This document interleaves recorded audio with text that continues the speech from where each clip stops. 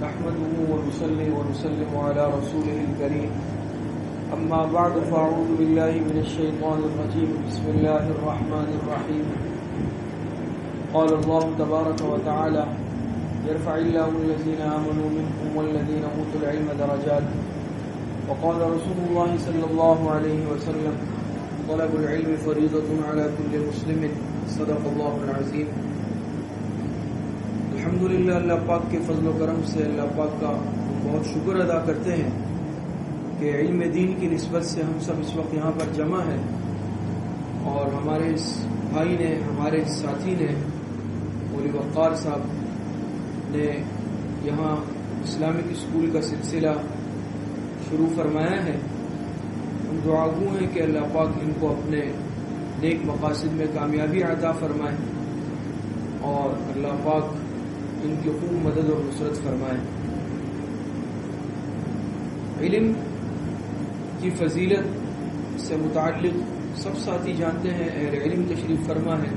دوسرے ساتھی بھی ہے کہ علم کا سیکھنا پھر بنیادی اتنا علم سیکھنا جس سے انسان ضروریات دین سے واقف ہو جائے یہ ہر مسلمان کی ضرورت ہے. تعلیمی اداروں کے اعتبار سے ہمارے اس ملک میں کمی نہیں ہے بلکہ فراوانی ہے دنیاوی جو عصری علوم ہے. لیکن حقیقت یہ ہے کہ ضرورت اس بات کی ہے کہ عصری ادارہ اس کے ساتھ ساتھ دینی تعلیم بھی ہو. ہمارے اکابرین اساتذہ بزرگ فرماتے ہیں کہ عصری تعلیم دنیاوی تعلیم ضرور اپنے بچوں کو دلوائی جائے لیکن اس کے ساتھ ساتھ اس کو ایک اچھا مسلمان بھی بنایا جائے. اگر خدا نخواستہ ہم نے اپنے بچے کو دنیاوی تعلیم انگریزی تعلیم تو دلوائی اور اتنی دلوائی کہ دنیاوی اعتبار سے اس کا بڑا اچھا کیریئر بن گیا مستقبل بن گیا ڈگریاں حاصل کر لی لیکن خدا نخواستہ اگر وہ دین سے محروم رہا دین کے فہم سے دین کی سمجھ سے تو یاد رکھیں کہ پھر یہ ساری دنیاوی ڈگریاں اسناد یہ سب کے سب بیکار ہیں. ضرورت اس بات کی ہے کہ آج عصری اور دنیاوی تعلیمی اداروں کو اس ترتیب پہ چلایا جائے کہ اس میں دینی ماحول ہو دینی ترتیب ہو اصلاحی تربیت ہو. خدا نخواستہ اگر یہ دینی روح ہمارے اندر سے ہماری اولاد کے نئی نسل کے اندر سے نکل جائے تو یاد رکھیں پھر اس کا مستقبل ان کا بہت زیادہ خوفناک ہے. ہمارے حضرت مولانا پیر ذوالفقار احمد نقشبندی صاحب دامت برکاتہم نے واقعہ لکھا عبرت کے لیے عرض کرتا ہوں. فرماتے ہیں ہمارے قریبی ساتھی کا انتقال ہوا ان کی نماز جنازہ میں میرا جانا ہوا تو نماز جنازہ کے بعد جو ساتھی جن کا انتقال ہوا جن صاحب کا ان کے بیٹے سے تعزیت کے لیے ملاقات ہوئی تو بہت زیادہ رو رہے تھے بے چین تھے.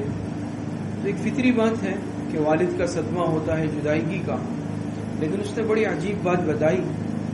صاحب کے بیٹے نے کہا کہ مجھے اس وقت صدمہ بہت زیادہ ہے والد کی جدائیگی کا بھی ہے لیکن اس سے زیادہ صدمہ جو اس وقت مجھے ہے وہ یہ ہے کہ میرے والد نے مجھے اعلیٰ تعلیم کے لیے بیرون ملک بھجوایا اعلیٰ یونیورسٹیوں میں تعلیم دلوائی میں نے ڈگریاں حاصل کی لیکن دینی تعلیم مجھے اتنی بھی نہیں دلوائی کہ مجھے نماز جنازہ یاد ہوتی اور آج میں اپنے والد کی نماز جنازہ پڑھ لیتا.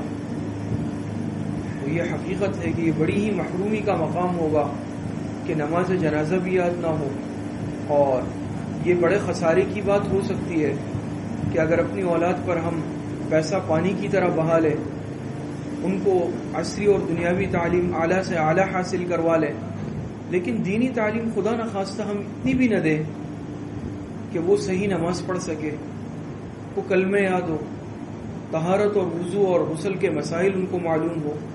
اور یہ بھی ایک زندہ حقیقت ہے کہ ہمارے آج کل کے نوجوان بہت بڑا طبقہ ایسا ہے چونکہ ہمارا واسطہ عوام سے رہتا ہے اور جو علماء طبقہ ہے مساجد مدارس سے جڑا ہوا ہے حضرت مولانا صاحب بھی تشریف فرما ہے ان کے پاس بھی یقیناً ایسے نوجوان ساتھی اور معاملات مسائل آتے ہوں گے.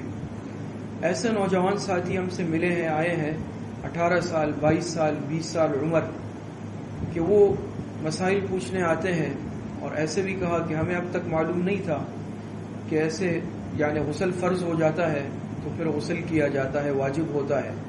ہم آتے ہیں کتنے سال گزر گئے کہ غسل ہم پر واجب ہوا لیکن ہمیں اس مسئلے کا علم نہیں تھا، ہم اسی طرح نمازیں پڑھتے رہے.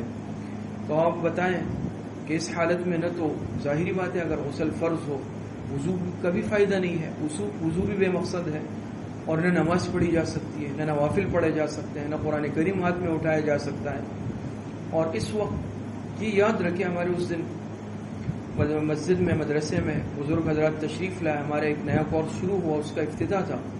حضرت مولانا عبدالستار صاحب دامت برکاتہم نے ایک بات فرمائی، بہت بہترین بات فرمایا کہ یہ بات یاد رکھیں کہ بھول کی معافی ہو سکتی ہے، جہالت کی معافی نہیں ہے.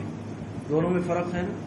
یہ کہ انسان کوئی مسئلہ بھول جائے، کوئی بات اس کے علم میں نہ ہو تو اللہ پاک بھول کو معاف کر دیتے ہیں، سہو معاف ہے، نسیان معاف ہے.